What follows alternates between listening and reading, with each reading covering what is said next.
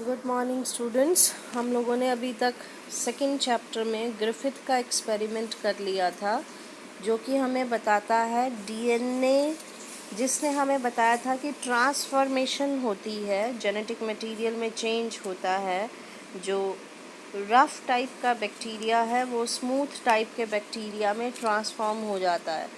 उसके बाद जो उनका फर्दर वर्क था उसको इलाबोरेट किया गया एवरी एक्सेट्रा ने, जिन्होंने बताया था दैट डीएनए वो मटेरियल है जो ट्रांसफॉर्मेशन कॉज करता है।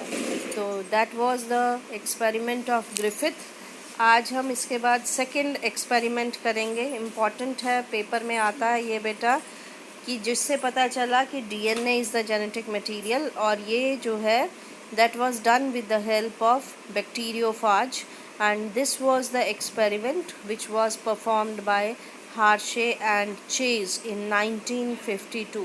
Alfred Hershey and Martha Chase, इन्होंने DNA is a genetic material इसको प्रूव करने के लिए बैक्टीरियोफाज की हेल्प से एक्सपेरिमेंट किया था। सबसे पहले what they did, they worked on virus that affect bacteria called as bacteriophage.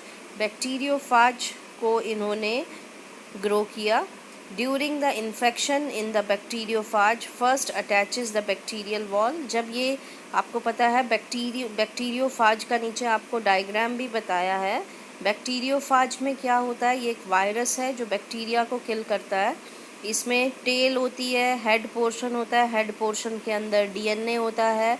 ये जो हेड पोर्शन, कॉलर और शीथ है, everything is made up of protein, और इसका अंदर जो है वो डीएनए होता है। तो प्रोटीन और डीएनए से मिलके बना होता है बैक्टीरियोफाज।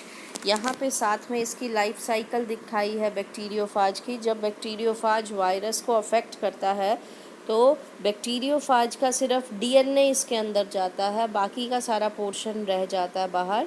प्रोटीन की कवरिंग बाहर रह जाती है, जैसे कि बी डायग्राम में दिखाया है कि सिर्फ डीएनए अंदर गया, प्रोटीन की कवरिंग बाहर रह गई। उसके बाद इस डीएनए ने अपनी मल्टीपल कॉपीज़ बनाई बैक्टीरिया के अंदर, और वो प्रोटीन्स बनाई जिन्होंने कि डीएनए को एनसर्कल कर दिया। उसके बाद बहुत सारे बैक्टीरियोफाज बन गए बैक्टीरिया के अंदर, और उसके बाद उन्होंने बैक्टीरिया को बस्ट किया और वहाँ से रिलीज़ हो गए। तो इस तरह का जो रिप्रोडक्शन कह सकते हैं या लाइफ साइकिल है, इसको लाइटिक साइकिल कहते हैं बैक्टीरियोफाज की। तो ये बैक्टीरियोफाज इस तरह से एक्ट करता है। तो what they did, Hershey and chase, और हार्शे एंड चेज ने क्या किया, बैक्टीरियोफाज को ग्रो कराया। उन्होंने इसको ग्रो कराया ऑन हैवियर आइसोटोप। इसने रेडियो एक्टिव सल्फ़र और रेडियो एक्टिव फॉस्फोरस वाले मीडियम में ग्रो कराया।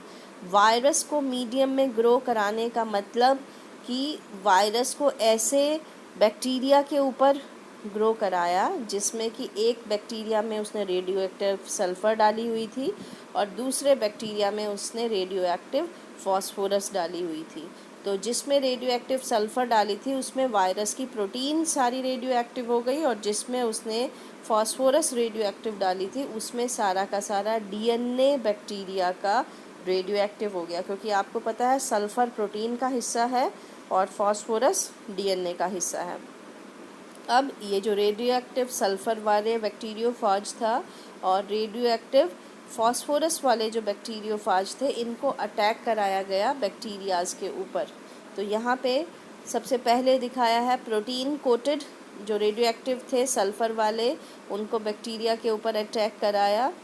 तो इसमें देखा गया सेंट्रीफ्यूगेशन के बाद, कुछ समय बाद देखा गया जब क्रश करके सेंट्रीफ्यूज किया गया इसको, तो radiations they were coming from the supernatant. Supernatant मतलब वो पोर्शन जो सेंट्रीफ्यूगेशन एक तरह की मशीन होती है जिसमें दो चीज़ें सेपरेट होती हैं, हैवी चीज़ नीचे सेटल डाउन हो जाती है, लाइटर चीज़ ऊपर रह जाती है। तो यहाँ पे जो रेडियो एक्टिव सब्सटेंस था they were coming from the liquid part, supernatant जो ऊपर होता है। तो इट मीन्स रेडियो एक्टिव चीज़ें बैक्टीरिया के बाहर रह गई, वो अंदर नहीं गई। जो दूसरा वाला एक्सपेरिमेंट था जिसमें कि रेडियो एक्टिव फॉस्फोरस यूज़ किया गया, उसमें जब रेडियो एक्टिव फास्फोरस वाले बैक्टीरियोफाज को अटैक कराया गया बैक्टीरिया के ऊपर और उसके बाद क्रश करके इनको सेंट्रीफ्यूज किया गया, तो ये देखा गया कि radiations they were coming from the pellet, जो नीचे सेटल डाउन हुआ था सेंट्रीफ्यूगेशन के बाद। और यूजुअली जो नीचे सेटल डाउन होता है हैवी, वो बैक्टीरिया सेटल डाउन होता है। तो radiations they were coming from the bacteria, तो it means DNA has entered in the bacteria and in the first case the proteins they were not present in the bacteria, they were outside the bacteria, that's why the radiations they were coming from the supernatant। तो इस तरह से इसमें ये देखा गया, इसकी observation ये आई कि bacteria infected with viruses that have radioactive DNA were radioactive, no activity in the supernatant.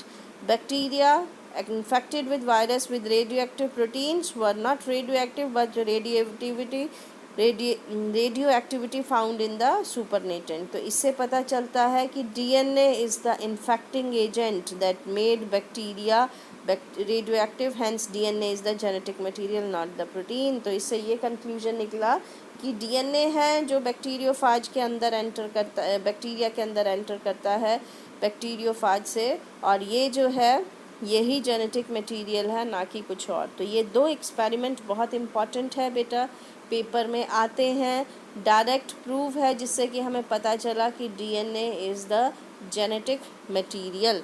ये इम्पॉर्टेंट है, पेपर में आता है बेटा, 5 नंबर का क्वेश्चन आता है। इसके बाद हम लोग बाकी का थोड़ा थोड़ा करेंगे अभी।